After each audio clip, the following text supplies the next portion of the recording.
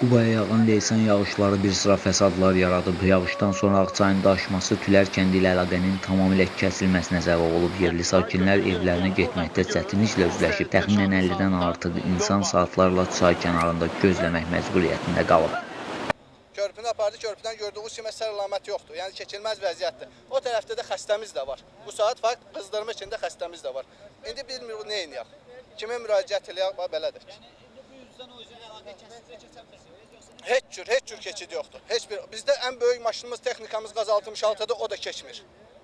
Ziyan olub qardaş, heyvan qaramız şəhərdəsində qalıb, su aparanlar da olub, su olanlar da, aparanlar da olub. Məsəl üçün, qoyunlarımızı burada su aparatı attım, üzümü çaya, deyirlər, su məni də fırlatdı.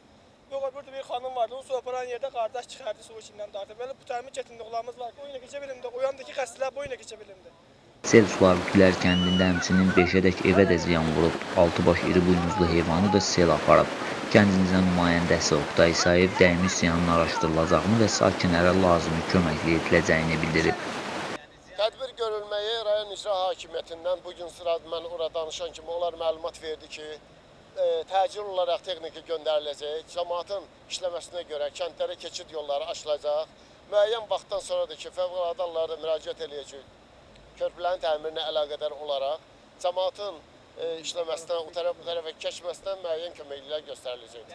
Qeyd edək ki, hal-hazırda yerli qurumlar yaranmış problemlərin həlli istiqamətində tədbirlər görür.